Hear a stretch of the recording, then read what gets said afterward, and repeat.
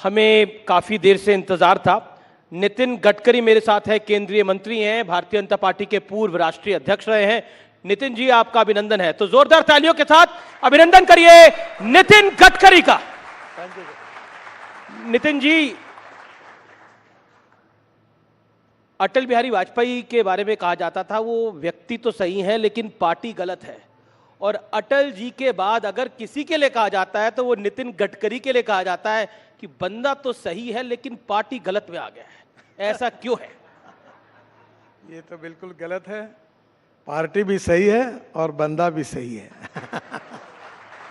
मैंने अपने जीवन की शुरुआत संघ के स्वयंसेवक के रूप में और विद्यार्थी परिषद के कार्यकर्ता के रूप में हुई, और जो भी मैं आज जो भी कुछ हूँ, जो मेरे में अच्छाई है, ये दोनों संगठन के कारण ही है। वो सब अच्छाई है। तो I am very much proud of my convictions, और मैं अगर अच्छा हूँ तो मेरी पार्टी अच्छी है, और मैं अगर अच्छा हूँ तो मेरी आइडियोलॉजी अच्छी है। यही बात मैं आपको कह सकता हूँ। लेकिन आपको नहीं लगता आप राजनीति में गलती से आ गए? आप कहते हो मैं पोस्टर नहीं लगवाऊंगा, चाय पानी में खर्च नहीं करूंगा, तो चुनाव कैसे जीतेंगे गडकरी जी? नहीं, आप अगर मेरे कॉन्स्टिट्यूंसी में आओगे तो मैंने ये बात कही कि मैं जातीयवाद और सांप्रदायिकता को नहीं मानता। हमारे प्रधानमंत्री जी ने कहा है सबका साथ, सबका विकास, सबका प्रयास। तो मैं अपने कॉन्स्टिट्यूंसी में जो मेरे मतदार हैं उनको मैं अपनी फैमिली समझता हूँ, परिवार समझता हूँ।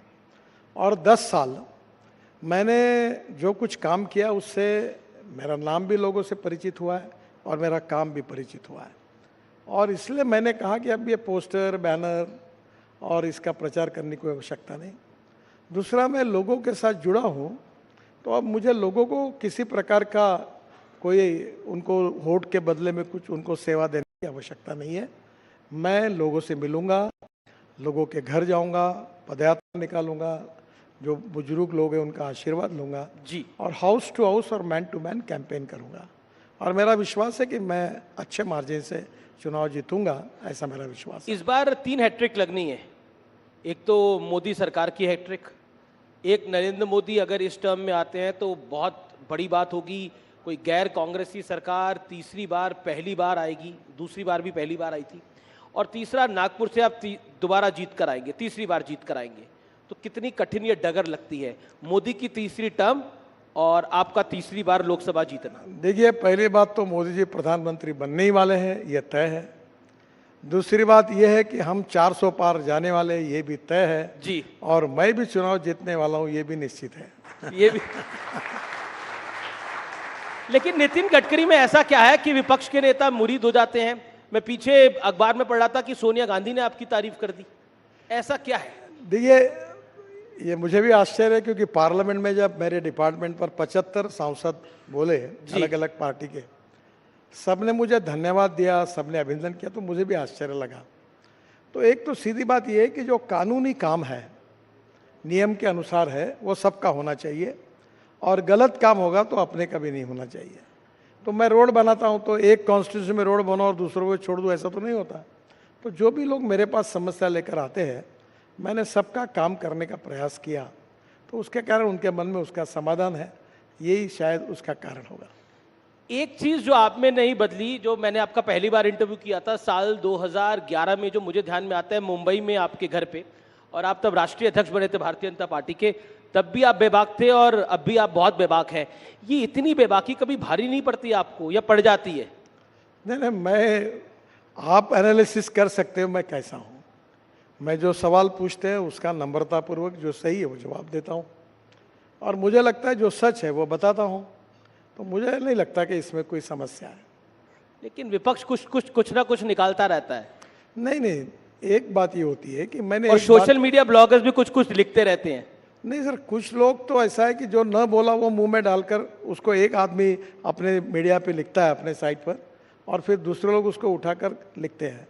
तो सही में किसी ने जो बोला है उसके डिटेल में जाना चाहिए, देखना चाहिए, और फिर उसके ऊपर प्रतिक्रिया देनी चाहिए। एक सवाल जो मैं आपसे पूछना चाहता हूं कि आप बेबाक हैं तो प्रधानमंत्री के सामने भी बेबाक रहते हैं, गृह मंत्री अमित शाह के सामने भी बेबाक रहते हैं? नहीं, निश्चित रूप से जब बातचीत होती है तो नम्रतापूर्वक अपनी बात प्रधानमंत्री सबसे सुनते हैं और तब रखते हैं, कोई अर्थ में अड़चन नहीं होती। मैं भी पार्टी का अध्यक्ष रहा, मेरे पास भी सब लोग उस समय अपनी बात रखते थे।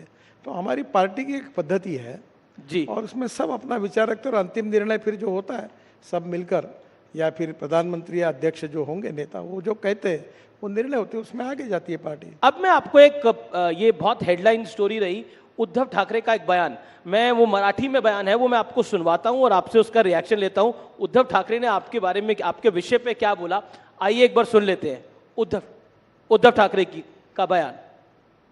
युतीमध्ये जे मेहनत करत होते त्या नितीन गडकरींचं नाव त्याच्यामध्ये नाही। अहो नितीनजी सोडून द्या भाजपा, राहा उभे, आम्ही महाविकास आघाडीकडनं तुम्हाला निवडून आणतो। दाखवा महाराष्ट्राचं पाणी, दाखवा महाराष्ट्राची धमक, दाखवा महाराष्ट्र दिल्ली समोर कधी झुकला नाही। अब नितिन जी कह रहे हैं कि आइए आप, हम आपको एमवीए से टिकट दे देंगे, महाराष्ट्र दिल्ली के आगे कभी झुकता नहीं है।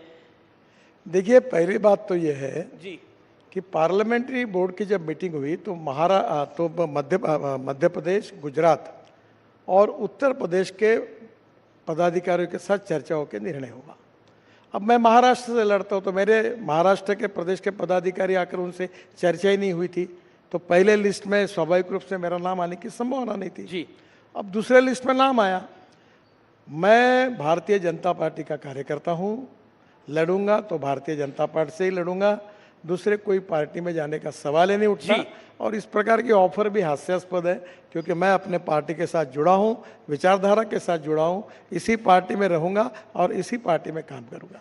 जी, लेकिन पिछले दिनों आपने कहा था कि किसी भी पार्टी की सरकार हो, एक चीज तय है कि जो काम करता है उसे सम्मान नहीं मिलता। ये क्यों कहा था आपने? ये मैंने ऐसा नहीं कहा था, यही गड़बड़ है। जी, मैंने कहा सिस्टम में ऐसा होता है। जो मैंने विशेष रूप से सरकार में काम करने वाले लोगों के बारे में कहा था, उसके पहले भी मेरी प्रस्तावना उसके साथ थी कि अच्छा काम करते तो उनको सम्मान नहीं मिलता और बुरा जो काम करता है उसको सज़ा नहीं होती, क्योंकि सिस्टम इतनी कॉम्प्लिकेटेड है कि अच्छे आदमी को तुरंत अवार्ड नहीं मिलता और जो कुछ करता है उसकी इंक्वायरी होते होते इतने साल चले जाते हैं कि उसको सज़ा नहीं मिलती। ये उसका वाक्य था। इसका संबंध राजनीति से भी नहीं था।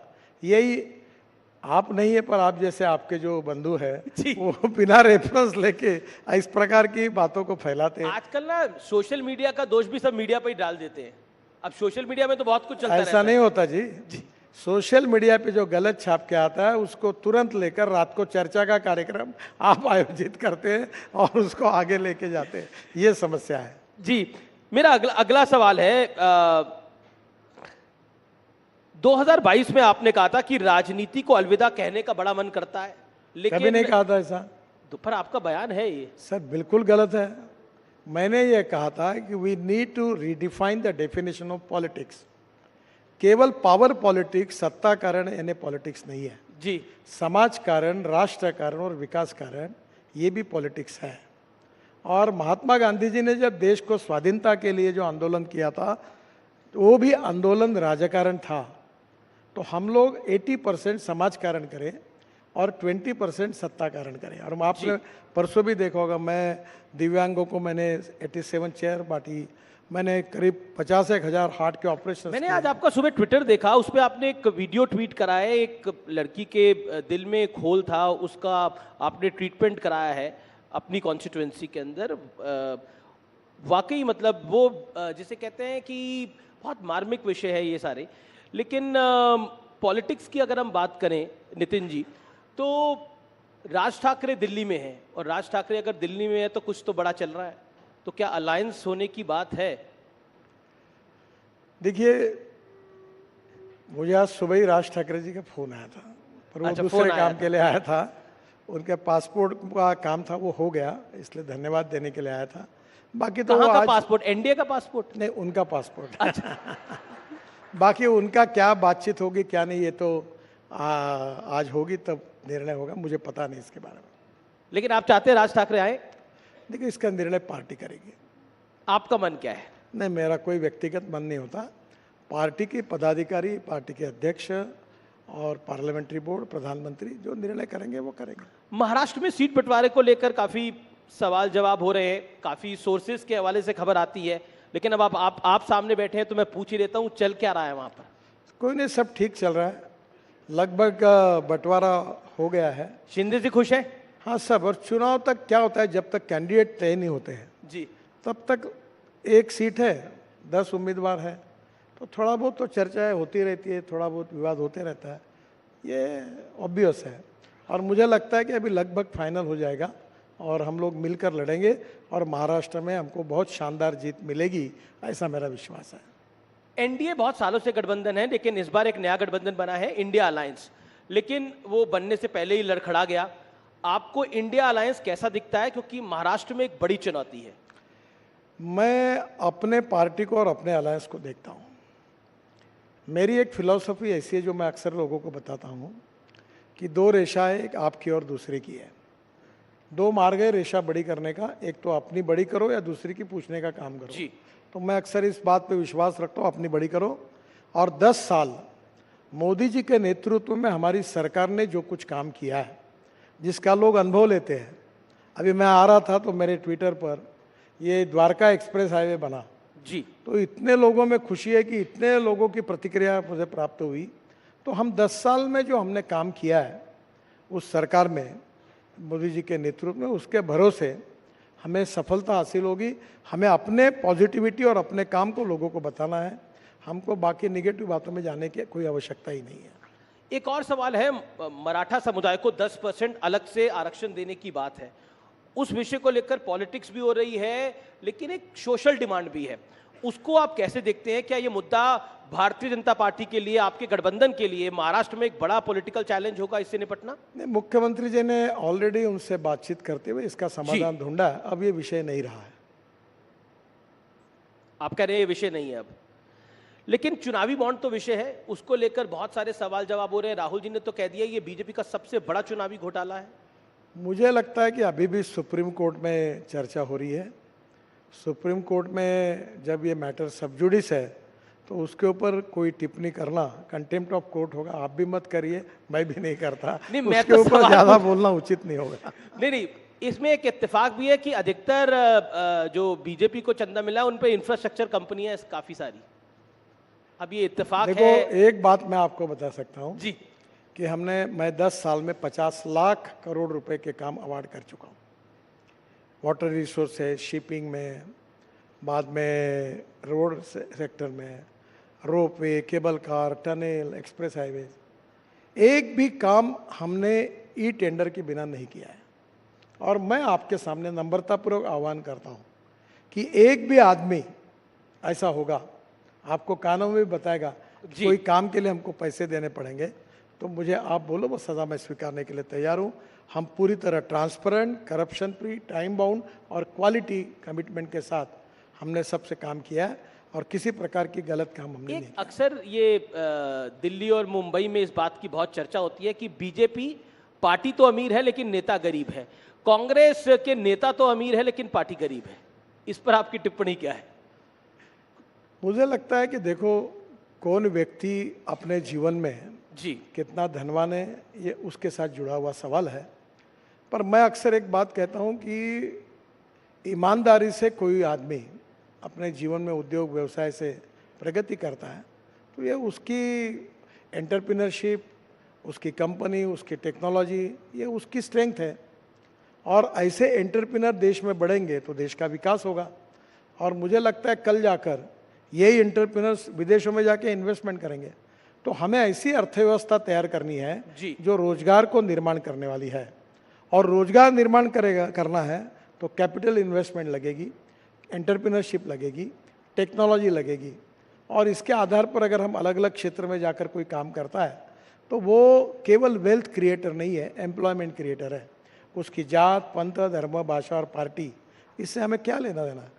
लेकिन आपने जात धर्म की बात करी तो सीए को लेकर बहुत सारे सवाल जवाब हो रहे हैं। सीए चुनाव से ऐन पहले क्यों लेकर आए? उसका नोटिफिकेशन बाद में भी लाया जा सकता था या पहले भी 3 साल पहले भी लाया जा सकता था। देखो, संविधान में बहुत सी बातें स्पष्ट हैं। जी, ये बिल्कुल स्पष्ट है कि जो हिंदू धर्म के हैं, बौद्ध धर्म के हैं, सिख धर्म के हैं या जैन धर्म के हैं, वो लोग अगर कहीं विदेश में जाएंगे जी, तो उनको वहाँ से निकाल दिया तो उनको जाने का अधिकार वाला कोई देश नहीं है। और इसलिए स्वाभाविक रूप से उनको हमारा संविधान कहता है कि उनको नागरिकत्व हिंदुस्तान में कानूनी दिया जा सकता है। तो नेचुरली बहुत सी बातें संविधान में स्पष्ट है, उसी के आधार पर निर्णय हुआ है। जी, एक सवाल आपके मंत्रालय से जुड़ा हुआ, आपने सड़क के मामले में तो वर्ल्ड रिकॉर्ड बना लिया, एक नहीं, एक दो नहीं, 7 वर्ल्ड रिकॉर्ड बनाए हैं। ऐसा कोई काम है जो बीते 10 साल में आप नहीं कर पाए और अब जब सत्ता में आएगी बीजेपी तो करना चाहेंगे, वो काम कौन सा है? देखिए, अभी तो रोड कंस्ट्रक्शन में हम 36 ग्रीन एक्सप्रेस हाईवे बना रहे हैं जी, और करीब 284 किलोमीटर हम 2 लाख करोड़ की टनल बना रहे हैं और कश्मीर से कन्याकुमारी तक एक्सप्रेस हाईवे बन रहा है हमारा, लगभग दिसंबर तक पूरा हो जाएगा। अब हमारे यहाँ हमने पब्लिक ट्रांसपोर्ट और इलेक्ट्रिसिटी को चालू किया 260 जी, हम रोप वे, केबल कार, फेनिकुलर रेलवे बना रहे हैं। अब प्रधानमंत्री जी की सोच ये है कि हम 100 साल जब पूरे करेंगे तो उस समय हमारी विजन क्या होगी। तो public transport on electricity, water transport, जी, जैसे मैं जब शिपिंग मंत्री था तो मुंबई में नया एयरपोर्ट बन रहा है, नया मुंबई में, तो मैंने बीपीटी के तरफ से एक रिपोर्ट तैयार की है कि मुंबई के किसी भी दिशा से 17 मिनट्स में आप एयरपोर्ट जाएंगे और नए एयरपोर्ट पर जेटी भी बनाई है। जी, जैसे टैक्सी है, एयर टैक्सी है, वैसे वाटर टैक्सी बनाई जी, और ये वाटर टैक्सी से आप वसई विरार से लेकर तो नरीमन पॉइंट से लेकर आप केवल 17 मिनट्स के अंदर नए एयरपोर्ट पे पहुंचेंगे। आपको इटली में एक वेनिस करके शहर है जी, जहां हम होटल में उतरकर पानी में ही अपना सामान रख के डायरेक्ट एयरपोर्ट पे उतरते हैं, तो उसी प्रकार की कल्पना है। तो पब्लिक ट्रांसपोर्ट में एम्फीबियस सी प्लेन मैंने प्रयोग किया था कि पानी पे उतरा हवाई जहाज, जी, तो ट्रांसपोर्ट सिस्टम में काफ़ी बड़ा रिवोल्यूशन होगा और विशेष रूप से इंडिजिनस फ्यूल के आधार पर पब्लिक ट्रांसपोर्ट में जैसे बड़ी बस है, तो मैं अभी बेंगलोर में स्टडी कर रहा था कि हमारे यहाँ बेंगलोर में हवा में चलने वाली डबल डेकर बस, उस प्रोजेक्ट को हम स्टडी कर रहे थे कि जो ऊपर के ऊपर चले, क्योंकि रोड बड़ा नहीं कर सकते। तो अब नेचुरली मेट्रो की कॉस्ट पर किलोमीटर 350 करोड़ आती है और मैं जो टेक्नोलॉजी की बात करूँ 20 से 25 करोड़ रुपए आती है। तो नए नए टेक्नोलॉजी का उपयोग करके अभी ये धौला कुआं से मानेसर तक बीच में ऊपर में पॉन्ड सिस्टम का भी हमने बीच में स्टडी किया था।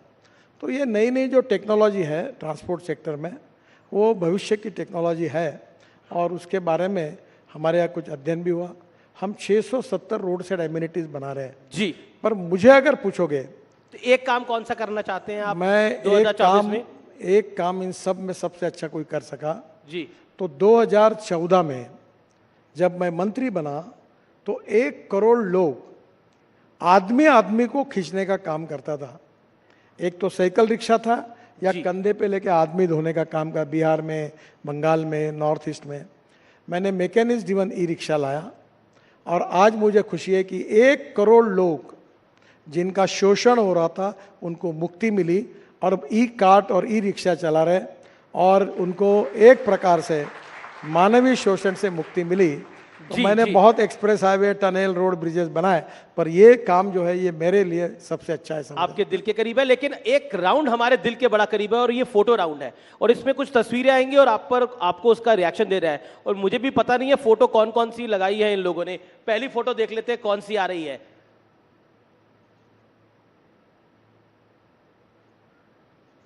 आ गई है फोटो पहली, ये ममता जी की है, सर पे चोट लगी हुई है इनके, क्या कहना चाहते हैं आप? अब उनका एक्सीडेंट होगा इसलिए बैंडेज लगा होगा। जी, अगली फोटो देख लेते हैं कौन सी आ रही है।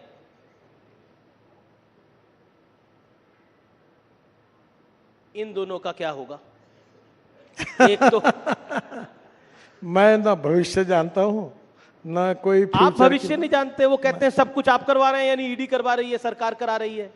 देखिए, ईडी अपना काम कर रही है जी, और वो अपना काम कर रहे हैं। हम अक्सर इस बात पे विश्वास रखते हैं कि हमारा भविष्य भगवान के हाथ में है। आपका नहीं, बिल्कुल भविष्य तो भगवान के हाथ में, लेकिन इनका भविष्य क्या है? मुझे मालूम नहीं। आपको मालूम मैं नहीं। भविष्य वेत्ता थोड़ी हूँ, ठीक जिसका है। क्या होगा मुझे क्या जी, पता। अगली तस्वीर देख लेते हैं कौन सी आ रही है। अब ये इंडिया अलायंस है मुंबई में, आपके घर में ये सब एक साथ आए थे, इनका भविष्य क्या दिख रहा है आपको? देखो, इनका भविष्य अच्छा है ही नहीं। नहीं है अच्छा।